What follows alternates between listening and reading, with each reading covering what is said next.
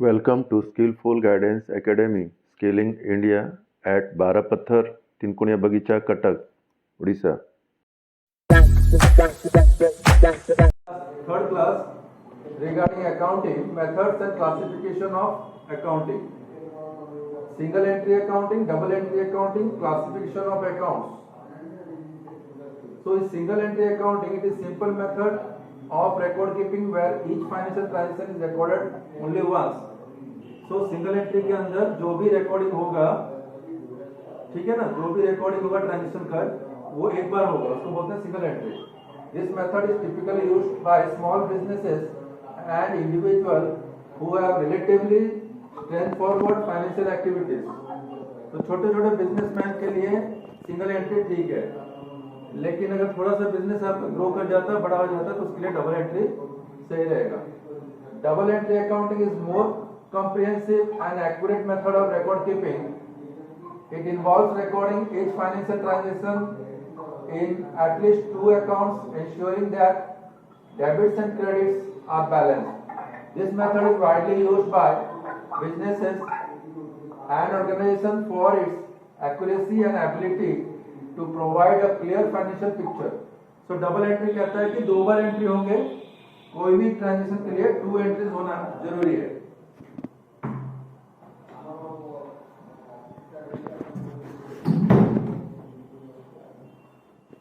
तो that is double entry system, जहां पे डेबिट एंड क्रेडिट एक साथ एंट्री होगा, उसको बोलते हैं डबल एंट्री सिस्टम. जो मैं पहले से rules, golden rule of accounting last class में बताया था, और यूएस अकाउंटिंग रूल है, वो डबल एंट्री अकाउंटिंग में यूज होता है, सिंगल एंट्री में नहीं होता है. Clear? Third is the classification of accounts. Accounts are classified using two approach. दो तरीके से हम अकाउंट्स को मेंटेन करते हैं. एक है traditional approach, also known as golden accounting rules. In the last class I told you that traditional is your real account, nominal account and personal account, which is also known as golden accounting rule or Indian accounting.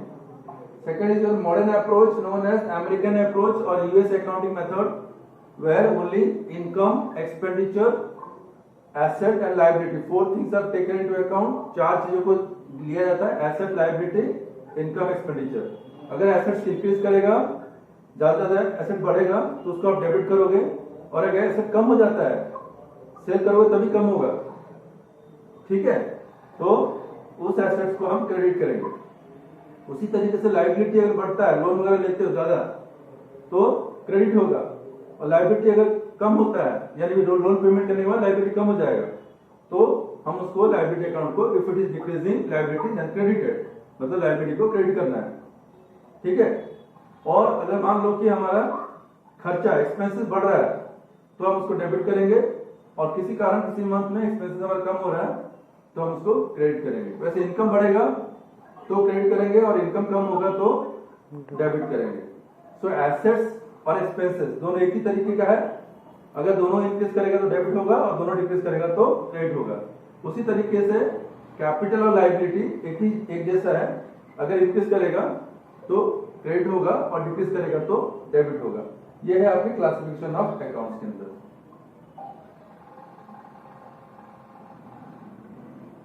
ये रहा traditional approach, also known as golden rule. Impersonal account, personal account, दो तरीके का account होता है. In the last class I have also discuss about personal and impersonal. Personal account means real human being, जैसे राम, हरि, श्याम. ठीक है, ह्यूमन बीइंग को बोलते हैं पर्सनल अकाउंट. और इम्पर्सनल अकाउंट कहते हैं मैनमेड, जैसे आर्टिफिशियल पर्सन या रिप्रेजेंटेटिव पर्सन को इम्पर्सनल बोलते हैं. जहां पर आपको name of the company, name of the firm, name of the organisation, name of the society, school वगैरह वगैरह, ये सारे इम्पर्सनल अकाउंट्स के अंदर आते हैं. उसके बाद है real account and nominal account. Impersonal के अंदर दो है, एक रियल, एक नॉमिनल. रियल के अकाउंट के अंदर debit what comes in, credit what goes out. Debit what comes in, credit what goes out. Nominal account के अंदर आता है आपका एक्सपेंसेस और लॉसेस, जिसको हम बोलते हैं debit all expenses and losses, credit all income and gains. तो ये इम्पर्सनल अकाउंट हो गया. पर्सनल अकाउंट हो गया जहां पे आर्टिफिशियल पर्सन हो सकता है और नेचुरल पर्सन हो सकते हैं. डेबिट द रिसीवर और क्रेडिट द गिवर. तो ये रूल है आपका general rule, golden accounting rule, जिसको हम फॉलो करेंगे। See it is given personal account are accounts that are used to record transaction related to individual persons, चाहे वो पर्सन हो सकता है, फार्म्स, कंपनीज और अदर ऑर्गेनाइजेशन। या तो फार्म होगा तो स्कूल होगा, नहीं तो इंडिविजुअल राम हरीश श्याम किसी का नाम हो सकता है। ठीक, जैसे तुम्हारा नाम है क्या, गौतम रेड्डी हो सकता है, आमरेन हो सकता है। इस तरीके से बहुत सारे अकाउंट के नाम हो सकते हैं। Example of such includes on individual account Mr. X account, the accounts held by Modern Enterprises and Citibank accounts। तो इस तरीके से बैंक का भी अकाउंट होता है, SBI बैंक अकाउंट हो सकता है, HDFC बैंक का अकाउंट हो सकता है। ये सारे अकाउंट्स आपके पर्सनल अकाउंट होंगे। Is it clear? Any doubt? Okay, next impersonal के अंदर आ गया रियल अकाउंट और नॉमिनल अकाउंट। ऑलरेडी डिस्कस किया हुआ है। रियल अकाउंट का मतलब है जो आप you can see with your eyes and touch with your hand, which is tangible, and impersonal is which is intangible. You cannot see with your eyes and touch with your hand, that is intangible. Next, real account exists even after the end of accounting period। accounting period खत्म होने के बाद भी real account exist करता है।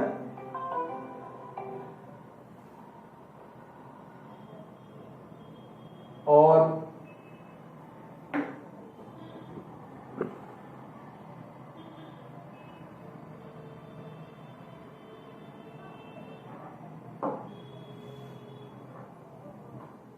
दिखाई दे रहा है? Okay. So, real account exists even after the end of accounting period for the next accounting period. This account start with the non-zero balance, which is carried forward from the previous accounting period. तो इसमें खास बात है क्या, real account के अंदर आपका जो अकाउंट का जो बैलेंस है वो जीरो नहीं रहेगा, वो कैरी फॉरवर्ड हो जाएगा नेक्स्ट ईयर के लिए। बैलेंस शीट से वो डायरेक्ट नेक्स्ट ईयर के लिए कैरी फॉरवर्ड हो जाएगा। हमारे इस अकाउंटिंग के अंदर जैसे अभी जनवरी 1 गया, उसको हम लोग सभी ने सेलिब्रेट किया as a happy new year, and we started our new year 2024 from 1 January. लेकिन बिजनेस के वर्ल्ड में, बिजनेस के अकाउंटिंग के वर्ल्ड में हम लोग अभी उसको न्यू ईयर नहीं मानेंगे। हम कब मानेंगे? 1 अप्रैल। ठीक है, और ईयर खत्म होगा 31 मार्च को। तो आने वाले 31 मार्च को 1 अकाउंटिंग ईयर कंप्लीट होगा और नेक्स्ट अकाउंटिंग ईयर शुरू होगा। अगर हम बताएं कि अकाउंटिंग बिजनेस के हिसाब से अभी हमारा न्यू ईयर नहीं आया, न्यू ईयर आएगा 1 अप्रैल को। क्लियर है? तो इसीलिए बोल रहे हैं यहाँ पे कि नॉन जीरो बैलेंस, मतलब जब हमारा बैलेंस जब कैरी फॉरवर्ड करेंगे, अगले साल देखेंगे कितनी कीमत रहा, तो वो कीमत जीरो नहीं हो सकता है। रियल अकाउंट का कोई भी कीमत उसका जीरो नहीं होगा और उसका यूज हम नेक्स्ट ईयर तक कर सकते हैं। Example of such account include machine account. कोई मशीन खरीदा हुआ, उसकी वैल्यू जीरो नहीं होगा। लैंड खरीदा हुआ है, उसकी कोई वैल्यू जीरो नहीं होगा कभी भी। Furniture account, cash account and accounts payable. Accounts payable का मतलब है कितने लोगों को आपको पेमेंट करनी है या उनसे पेमेंट लेना है। ठीक है, तो अकाउंट्स पेबल का मतलब है कितना लोगों से आपको पेमेंट पानी है, तो वो आपका या देनी है, वो आपका सबका रियल अकाउंट माना जाएगा। Usually real account are listed in the balance sheet. ये सारी चीजें बैलेंस शीट के अंदर एंट्री होता है। For this reason they are sometimes referred to as a balance sheet account. इसको हम लोग बैलेंस शीट अकाउंट भी कहते हैं क्योंकि सारे अकाउंट जो है हमारा बैलेंस शीट में रिफ्लेक्ट करता है। So it's very clear, if any account is reflected inside the balance sheet, these accounts are going to be carried forward to the next years, and those accounts which are not reflected in your balance sheet, it is reflected in your profit and loss accounts, are not carried forward to the next year. It is exhaust in the particular financial year, finish हो जाता है profit loss account वाले, जो कि नीचे में है nominal account. Nominal account are close to the end of accounting period. Nominal account are closed at the end of the accounting period. यहाँ पे अकाउंटिंग पीरियड में नॉमिनल अकाउंट क्लोज हो जाता है। जैसे कि रेंट अकाउंट हो गया, सैलरी अकाउंट हो गया, इनकम हो गया, रेवेन्यू हो गया, ये सारे अकाउंट जो है क्लोज हो जाते हैं। For the next accounting period this account start with the zero balance. फिर अगले साल इसका बैलेंस हमेशा जीरो रहता है। तो दो चीजें आइडेंटिफाई हो गया, एक तो कैरेट फॉरवर्ड होगा नहीं, दूसरा उसका अकाउंट जीरो रहेगा। किसमें? नॉमिनल अकाउंट में। रियल अकाउंट में क्या होगा, उसकी वैल्यू कभी जीरो नहीं होगा, जो वैल्यू रहेगा नेक्स्ट ईयर से कैरेट फॉरवर्ड हो जाएगा। Nominal account typically cover issues such as income, gain, expenses and loss. इसके अंदर इनकम, गेन, एक्सपेंसेस, लॉस चार चीजों को नॉमिनल अकाउंट में कंसीडर किया जाता है। Normally nominal account are used to accumulate income and expenses data. हमारे कितना इनकम हुआ, कितना खर्चा हुआ, उसको जानकारी लेने के लिए हम लोग को नॉमिनल अकाउंट में यूज किए जाते हैं। In turn, this data can be used to prepare income statement or trading account and profit and loss account. तो हम इसमें ट्रेडिंग अकाउंट बना सकते हैं, प्रॉफिट लॉस अकाउंट बना सकते हैं, इनकम अकाउंट बना सकते हैं। यानी कि पूरे साल भर में हमारी कितनी इनकम हुआ है, कितना ट्रेडिंग किए हैं, क्या प्रॉफिट हुआ, क्या लॉस हुआ, ये सारी चीजें हम यहाँ से नॉमिनल अकाउंट से या इस अकाउंट को बनाने के बाद पता चल जाएगा। For this reason nominal account are sometimes referred to as income statement account. इसको हम लोग इनकम स्टेटमेंट अकाउंट भी कहते हैं। ठीक है, जैसे आपकी मार्कशीट आते हैं, मतलब कि आपने एग्जाम में कितने मार्क्स सिक्योर किए हैं, उसी तरीके से कंपनी का जब मार्कशीट और बैलेंस शीट निकलता है तो पता चलता है कि कंपनी ने पूरी साल भर में कितने ऑपरेशन में ड्यूरिंग दैट अकाउंटिंग पीरियड में क्या ऑपरेशन किए, कितने इनकम किए, कितने खर्चे किए और कितना पैसा उनके पास प्रॉफिट में रहा है, जो कि इन्वेस्टर्स को रिटर्न करना है या फिर ओनर को एज अ प्रॉफिट रिवार्ड के तौर पर उनको देनी है। Now comes to modern approach, also known as American approach, practical और US accounting rule। उस हिसाब से देखा जाए, the modern approach has become जिस लोगों से पैसे लेने हैं उनको बोलते हैं रिसीवेबल, तो इन अदर वर्ड उसको आप डेटर्स भी कहते हैं, सभी डेटर्स। प्रीपेड रेंट, रेंट आपने एडवांस में दे रखा उसको बोलते हैं प्रीपेड रेंट, या फिर रेंट पेड इन एडवांस, और कैश अकाउंट, ये सारे आपके एसेट्स अकाउंट में काउंट होंगे। लायबिलिटी अकाउंट के अंदर example includes loan account, account payable, अगर लोन लिया है बैंक से तो लायबिलिटी होगा। लोन पेबल, किसी को पेमेंट करनी है, सप्लायर से माल खरीदा है उसको पेमेंट करना है तो वो आपका पेबल अकाउंट होगा। Account payable, wages payable, staff लोग का पेमेंट नहीं किया है, वर्कर्स का पेमेंट नहीं किया, लास्ट मंथ का रह गया, उसको बोलते हैं पेबल, तो उस अकाउंट को भी हम लोग लायबिलिटी मानेंगे। सैलरी पेबल, एम्प्लॉइज लोगों का सैलरी लास्ट मंथ का नहीं मिला है, मार्च महीना का नहीं मिला है, हम लोग मार्च में अकाउंट क्लोज कर दिया, अप्रैल में पेमेंट करेंगे, तो एंड ऑफ द मार्च ये सारे जो है आउटस्टैंडिंग रह जाएंगे या पेबल रह जाएंगे, वो सारी चीजें आपके लायबिलिटी हो जाएंगे। एंड रेंट पेबल, अगर रेंट पे कुछ प्रेमिसेस है तो उसको हमने नहीं किराया नहीं दिया है, तो वो सारे जितने भी वर्ड पेबल आते हैं सारे लायबिलिटीज के अंदर आते हैं। तो ये हो गया आपका एसेट्स और लायबिलिटी, ये दोनों चीजें आपके बैलेंस शीट में चले जाते हैं, यानी कि ये दोनों जो है बैलेंस शीट आइटम वाला अकाउंट है, otherwise it is known as balance sheet items account.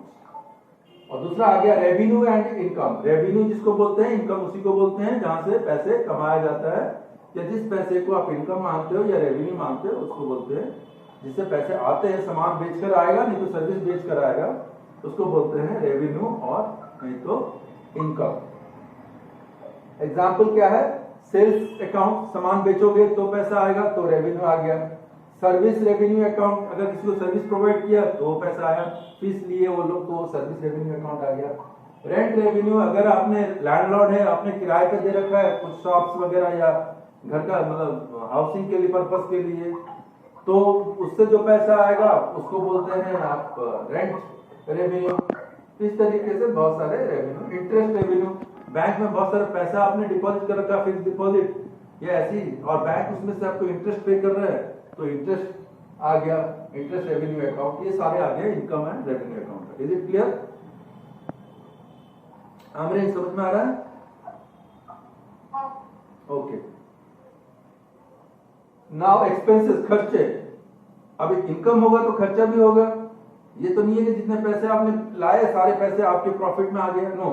उसके बाद आप उसको खरीदे होंगे तो परचेजेस भी आपका एक्सपेंसेस हो जाएगा। Wages expenses account, commission expense account, salary expense account, rent expense, ये सारे एक्सपेंसेस के अंदर काउंट होते हैं खर्चा। Now practical questions. Consider the list of account shown below. Take task is to clarify this account using both the traditional and modern approach. इसके अंदर आपको ट्रेडिशनल और मॉडर्न अप्रोच के हिसाब से इसको क्लियर करना है। ठीक है, तो सबसे पहला देखो plant and machineries. Plant and machineries हम अगर ट्रेडिशनल के हिसाब से देखेंगे, प्लांट एंड मशीनरीज ये एक अकाउंट है, ट्रेडिशनल के हिसाब से कौन सी हेड में जाएगा और मॉडर्न के हिसाब से कौन सी हेड में जाएगा। हमारे पास तीन अकाउंट है ट्रेडिशनल का, रियल अकाउंट, नॉमिनल अकाउंट और पर्सनल अकाउंट। तो प्लांट एंड मशीनरी तीनों में से किस अकाउंट में आना चाहिए गौतम?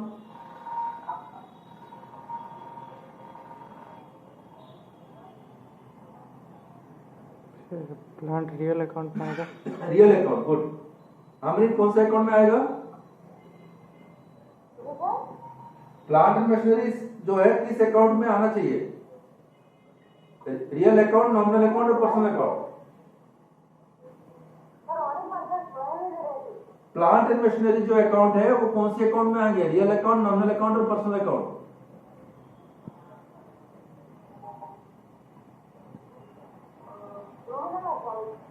कौन सा अकाउंट?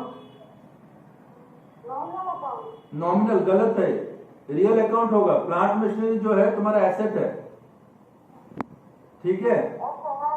हाँ, तो देखो ये रियल अकाउंट आता है ट्रेडिशनल के हिसाब से, मॉडर्न के हिसाब से ये एसेट होता है। वैसे परचेजेस कौन से अकाउंट में आएगा? परचेजेस जब सामान खरीदते हो तो कौन से अकाउंट में होगा? रियल अकाउंट में, नॉमिनल अकाउंट में, पर्सनल अकाउंट। और मॉडर्न के हिसाब से कौन सा अकाउंट? परचेज।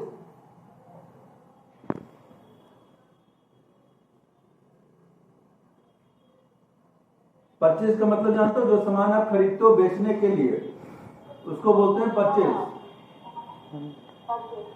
ठीक है? नॉमिनल में जाएगा, नॉमिनल अकाउंट में आएगा। सर और मॉडर्न के हिसाब से पर्सनल अकाउंट में आएगा।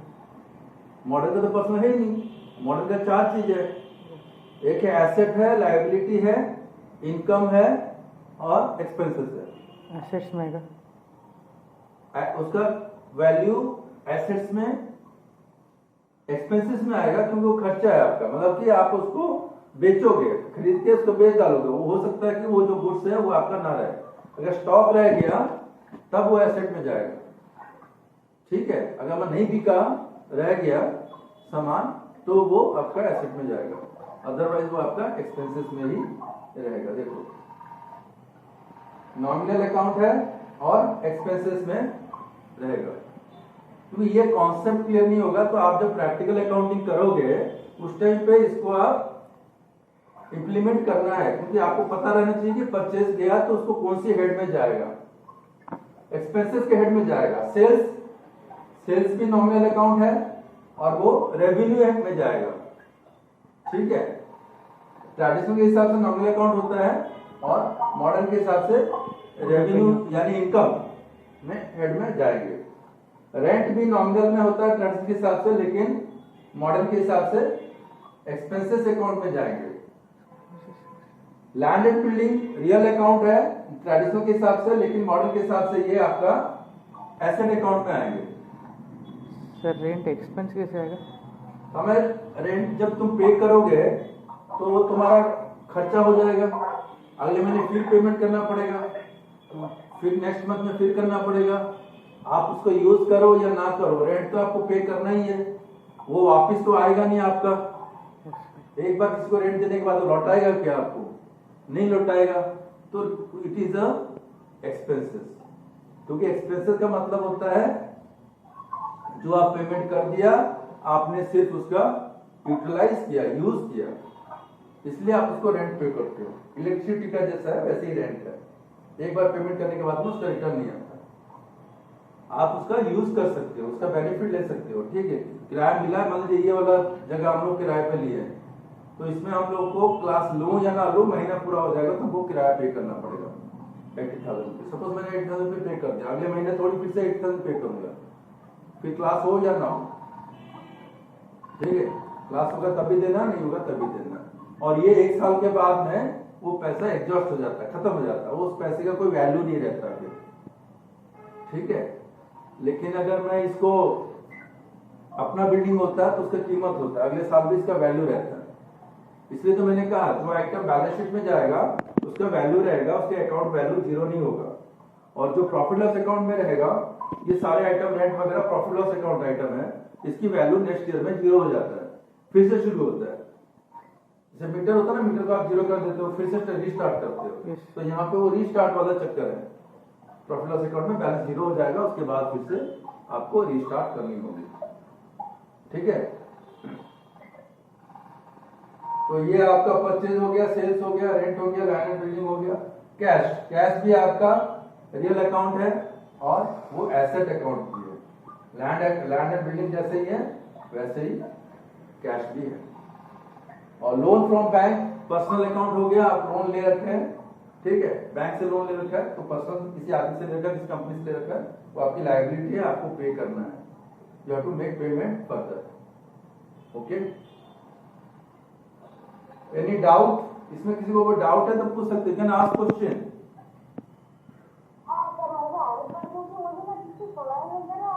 सर रेवेन्यू अकाउंट का मतलब है? एक मिनट,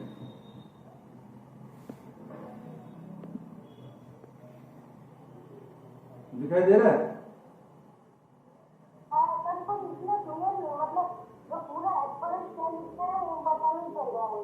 हाँ, वो क्या है ना कि क्योंकि ये जो लाइटिंग रिफ्लेक्शन करेगा ना, लाइट रिफ्लेक्ट करता है ना टीवी का, इस वजह से आपको सुनाई नहीं देगा, मतलब सुनाई तो देगा, दिखेगा नहीं अच्छी तरीके से।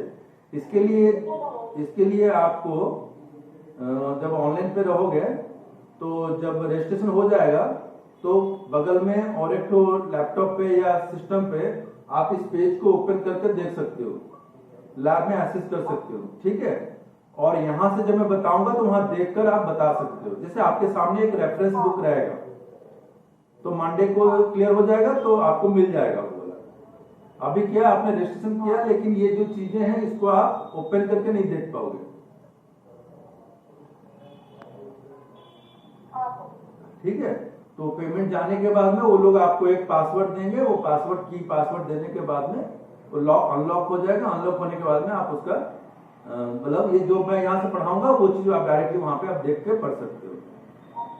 ठीक है, तो और एक बार कह देता हूं, देख लो, प्लांट एंड मशीनरी जो है ना वो होता है एसेट, और मॉडर्न के हिसाब से होता है एसेट, और ट्रांसफर के हिसाब से होता है वो रियल अकाउंट। ठीक है, और परचेजेस जो होता है ट्रेडिशनल के हिसाब से होता है नॉमिनल अकाउंट, और मॉडर्न के हिसाब से होता है एक्सपेंसेस। सेल्स जो होता है वो ट्रेडिशनल के हिसाब से नॉमिनल होता है, और मॉडर्न के हिसाब से होता है रेवेन्यू। रेंट जो होता है ट्रेडिशनल के हिसाब से नॉमिनल होता है, और मॉडर्न के हिसाब से होता है एक्सपेंसेस। लैंड एंड बिल्डिंग जो है ट्रेडिशनल हिसाब से होता है रियल अकाउंट, और मॉडर्न के हिसाब से होता है एसेट अकाउंट। और कैश भी जो है ट्रेडिशनल हिसाब से होता है रियल अकाउंट, और मॉडर्न के हिसाब से होता है एसेट अकाउंट। ठीक है, और लोन फ्रॉम बैंक जो है वो भी पर्सनल अकाउंट होता है, ट्रेडिशनल हिसाब से, मॉडर्न हिसाब से होता है लायबिलिटी अकाउंट। तो ये सारे जो हैं क्लासेस ऑफ अकाउंट्स है। ठीक है, अलग अलग चीजों के लिए अलग अलग अकाउंट है। आपको मैंने ट्रेडिशनल का रूल बता दिया, मॉडर्न का रूल बता दिया। इसको आप थोड़ा अच्छी तरीके से स्टडी करो घर पे। जो बुक मैंने लिख के दिए थे, मार्क किए थे नोट्स, उसके अंदर भी है, उसको भी आप चेक करोगे तो उसके अंदर आपको सारा टर्म्स मिल जाएंगे। एसेट क्या है, लायबिलिटी क्या है, कैपिटल क्या है, रेंट क्या है, लैंड एंड बिल्डिंग क्या है, लोन क्या है, ये सारे टर्म्स आपको वहां पे मिल जाएंगे। ठीक है,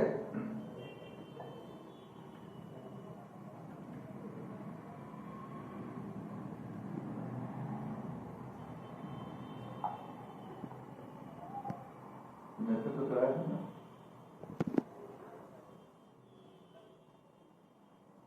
तो करवाया था।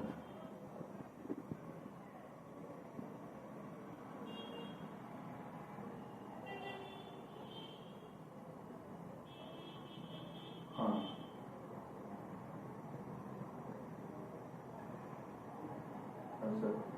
Task to complete pass journal entry for the following transaction based on the practical US account. आप इसका जर्नल एंट्री करोगे। इसके लिए सिस्टम खोलना पड़ेगा क्या? ये तो सिस्टम में करे अपना ना।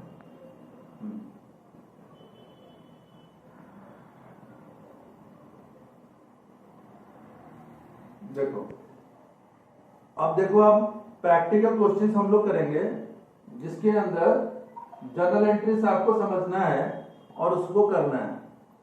तो इसके अंदर आपको कंफ्यूजन नहीं क्रिएट करना है। आप या तो ट्रेडिशनल वे जो real account, nominal account, personal account, अगर इसको अच्छे से समझ गए, उसका रूल समझ गए, तो उसको इसमें से अप्लाई करके उसका आंसर लिखनी है। अदरवाइज आपके पास दूसरा ऑप्शन है, वो जो 4 है इंक्रीज और डिक्रीज वाला जो बताया था प्रीवियस क्लास के अंदर। अगर एसेट इंक्रीज होगा तो डेबिट करना है, एसेट डिक्रीज होगा तो उस अकाउंट को क्रेडिट करना है। उसी तरीके से लायबिलिटी इंक्रीज होगा तो क्रेडिट करना है और लायबिलिटी डिक्रीज होगा तो डेबिट करनी है। उसी तरीके से इनकम इंक्रीज करेगा तो क्रेडिट करना है और इनकम डिक्रीज करेगा तो डेबिट करना है। एक्सपेंसेस अगर इंक्रीज हुआ तो डेबिट करना है और एक्सपेंसेस डिक्रीज करेगा तो क्रेडिट करना है। तो ये रहा आपका एसेट, लायबिलिटी, इनकम और एक्सपेंसेस। ये चारों मेथड से आप इस एंट्री को सॉल्व कर सकते हो। और एल्स जो पहला वाला मेथड है real account, nominal account, personal account, उस हिसाब से आपको सॉल्व करनी है। तो दोनों रूल को अच्छी तरीके से पढ़ना है, समझना है, उसके बाद इसको आप आराम से एंट्री कर सकते हो। Okay, so let us start. First entry is 20 अप्रैल 20 तारीख को mister Mahesh and mister Kiran invested ₹1 lakh each as a capital by check। Question समझ में आया? महेश और किरण दोनों ने 1 लाख रुपया का 1-1 लाख रुपया दोनों इन्वेस्ट किया कैपिटल के तौर पे, चेक बाय गिविंग चेक, मतलब बैंक के थ्रू से पेमेंट किया। इसका जर्नल एंट्री क्या होगा? लिएबिलिटी। जर्नल एंट्री बनानी है। इसमें से 2 अकाउंट खोलना है। एक तो कैपिटल अकाउंट खुलेगा और दूसरा बैंक, चेक से दिया गया तो बैंक अकाउंट खुलेगा। ठीक है, समझ आ गया? और बैंक है एसेट और कैपिटल है लायबिलिटी। अगर हम यूएस अकाउंटिंग के हिसाब से चलेंगे तो क्लियर। उस हिसाब से देखा जाए तो हमारे बिजनेस के अंदर कैपिटल भी इंक्रीज हुआ और बैंक में भी पैसा इंक्रीज हुआ। तो एसेट इंक्रीज होने से डेबिट होता है और कैपिटल इंक्रीज होने से क्रेडिट होता है। तो यहां पे जर्नल एंट्री बनेगा, बैंक अकाउंट को डेबिट करना है कितने अमाउंट से? 2 लाख से। 1 लाख 2 लाख हो गया। और कैपिटल अकाउंट को क्रेडिट करना है 2 लाख से। देखो नीचे में, देखो बैंक अकाउंट डेबिटेड हुआ है 2 लाख से और महेश कैपिटल अकाउंट को क्रेडिट किया है 1 लाख से, किरण अकाउंट को कैपिटल से किया है 1 लाख। ब्रैकेट में लिखोगे नैरेशन, इसको बोलते हैं being capital introduced by the partner through cheque. Cheque के थ्रू से ये लोग यहाँ पे कैपिटल डाले। ठीक है, टाइप्स ऑफ लेजर, कौन सी लेजर में जाएगा? बैंक चला जाएगा एसेट लेजर में, मैंने बताया था बैंक की जगह एसेट चला जाएगा। और क्या हो रहा है? इंक्रीज हो रहा है और इसलिए वो डेबिट हो रहा है। कैपिटल चला जाएगा लायबिलिटी में, इंक्रीज हो रहा है इसलिए वो क्रेडिट हो रहा है। किरण का भी कैपिटल जाएगा लायबिलिटी में, इंक्रीज हो रहा है और क्रेडिट हो रहा है। ये चीज समझने की बात है, क्योंकि ये चीज समझने के बाद ही आप टैली के अंदर प्रैक्टिकली जब एंट्री करोगे तो ऑटोमेटिकली आपको पता होना चाहिए कि ये ट्रांजैक्शन को हमें एसेट में लेना है, लायबिलिटी लेना है ना इसमें लेना है। अगर इस ये वाला हेड डाल दोगे तो अपने आप वो डेबिट और क्रेडिट सॉफ्टवेयर खुद ले लेगा। उसके अंदर आपको और कुछ करने की जरूरत नहीं है। आपको खाली देखना है कि बैंक को हमें डेबिट में लिखना है, एसेट में लिखना है, एसेट हेड में जाना है और इंक्रीज हो रहा है तो उसको हमें डेबिट में लिखना है। पैसा आएगा, पैसा जाएगा तो क्रेडिट हो जाएगा। नेक्स्ट सेंटेंस में देखो, दूसरा ट्रांजेक्शन में 26 अप्रैल को company purchase furniture ₹50,000 worth ₹50,000 through bank payment. Bank से पेमेंट करके फर्नीचर 50,000 रुपया का खरीदा गया। तो नीचे ट्रांजेक्शन देखो 26 जनवरी डेट कॉलम में लिखा फर्नीचर एक नया एसेट इंक्रीज हुआ, इसलिए फर्नीचर अकाउंट डेबिट। पेमेंट किया बैंक ने, यानी एक एसेट कम हो गया, दूसरा एसेट इंक्रीज हुआ। बैंक भी एसेट है और फर्नीचर भी एसेट है, तो furniture is increasing asset, bank is also an asset, both are assets. लेकिन एक डेबिट हो रहा है, एक क्रेडिट हो रहा है। क्यों डेबिट हो रहा है? क्योंकि फर्नीचर इंक्रीज हो रहा है। और क्यों क्रेडिट हो रहा है बैंक? क्योंकि बैंक से पैसा निकल गया। यहाँ पे बैंक से पैसा आया था 2 लाख रुपया, यहाँ 50,000 रुपया बैंक से पैसा चला गया, तो इसलिए क्रेडिट हो गया। अभी बैंक का बैलेंस कितना शो करेगा? 1,50,000। 2 लाख यहाँ डेबिट हो गया, 50,000 यहाँ क्रेडिट हो गया, मतलब माइनस हो गया। बचा कितना? 1,50,000। तो बैंक अकाउंट में अगर 26 तारीख को जाकर मैं देखूंगा मेरी बैलेंस कितने हैं, तो पता चलेगा कि हमारा बैलेंस अब 1,50,000 है, नॉट 2 लाख रुपीज। ये डिफरेंस है। Clear? Okay. So third is similarly purchase on 26th April purchase goods worth rupees 2,50,000 from Nehru Technology on credit। आप नेहरू टेक्नोलॉजी से सामान खरीदा 2,50,000 रुपीज का क्रेडिट में, बाकी में, तो इसके अंदर पेमेंट तो जाएगा नहीं, ये जो है आपकी लायबिलिटी इंक्रीज हो गया। Nehru technology is a payable creditors, उन्होंने आपको सामान दिया, मतलब एक लायबिलिटी इंक्रीज हो गया। और इधर एक आपका परचेजेस यानी गुड्स इंक्रीज हो गया, तो यहां पे आपका परचेजेस 2.5 लाख रुपए का आ गया, एक्सपेंसेस के अंदर आ गया, एक्सपेंसेस इंक्रीज हो गया। सामान खरीदे हो, मतलब सामान खरीदे बेचने के लिए, तो वो एक्सपेंसेस अभी है, जब बेचोगे तो वही वाला रेवेन्यू में काउंट हो जाएगा, और इंक्रीज हो गया और डेबिट हो गया। नहीं, इंक्रीज हो गया और डेबिट हो गया, यस। और नेहरू टेक्नोलॉजी भी एक लायबिलिटी है, वो भी इंक्रीज हो गया, इसलिए वो क्रेडिट हो गया। तो लायबिलिटी इंक्रीज होने से क्रेडिट होता है, और गुड्स जब खरीदते हो एक्सपेंसेस माना जाता है, इसलिए उसको आपने डेबिट करा। उसके बाद आता है स्टेशनरी। स्टेशनरी तुमने खरीदा, इसलिए स्टेशनरी अकाउंट 15,000 रुपया का डेबिट हुआ, और उसको कैश में पेमेंट किया तो कैश क्रेडिट हो गया। तो एक्सपेंसेस बढ़ गया, इसलिए उसको हमने स्टेशनरीज को डेबिट कर दिया है। और कैश एसेट कम हो गया, डिक्रीज हो गया, इसलिए हम उसको क्रेडिट कर दिया। तो ये हो गया stationery account debited to cash. इसके बाद आता है सेल, सामान बेचा। जब बेचा तो एक नया एसेट इंक्रीज हो गया, कैश, ज्यादा पैसा आ गया आपके पास में, कैश आ गया, इसलिए एसेट इंक्रीज हो गया, डेबिट हो गया। और एक जो है इनकम भी इंक्रीज हो गया, सेल किया तो इनकम इंक्रीज हो गया, इस वजह से हम इसको क्रेडिट कर रहे हैं। ठीक है, तो परचेज के टाइम पे एक्सपेंसेस इंक्रीज होगा और सेल्स के टाइम पे इनकम इंक्रीज होगा, इसलिए ये क्रेडिट हो रहा है। अब आ जाओ रेंट। रेंट जैसे मैंने बता रहा था, एक्सपेंसेस है, इंक्रीज हुआ इसलिए डेबिट हुआ, और कैश उसके बदले में आप पेमेंट किया, इसलिए कैश जो है एसेट डिक्रीज हो गया, इसलिए उसको हमने क्रेडिट कर दिया। अब एडवांस रेंट। एडवांस रेंट का मतलब है कि आपने एडवांस पेमेंट कुछ लैंडलॉर्ड को कर दिया, वो आपका एसेट हो गया एक तरीके से। एडवांस रेंट एक्सपेंसेस है, लेकिन एडवांस रेंट जो है एसेट है, तो इसलिए वो एसेट है, इंक्रीज हो गया, डेबिट करोगे। और कैश एज यूजुअल कम हो गया, डिक्रीज हो गया, इसलिए उसको हम क्रेडिट करेंगे। अब आ जाओ इक्विपमेंट। इक्विपमेंट मतलब तो सामान आपने खरीदा, इसीलिए आपने 80,000 रुपए का सामान एसेट खरीदा, इंक्रीज हो गया, डेबिट कर दिया। कैश, उसके बदले में कैश पेमेंट किया, और एक एसेट कम हो गया, डिक्रीज हो गया, इसलिए क्रेडिट किया। और नितिन अकाउंट सिंडिकेटर्स, एक लायबिलिटी इंक्रीज हो गया, इस वजह से वो क्रेडिट हो गया। मतलब कुछ पेमेंट किया, कुछ बाकी रह गया। तो आपने पेमेंट किया 60,000 रुपए का, बाकी रह गया 20,000 का, तो 20,000 आपका लायबिलिटी बढ़ गया और 60,000 रुपए कैश चला गया, इसलिए 60,000 रुपए एसेट चला गया, इसलिए डिक्रीज हो गया, क्रेडिट हो गया।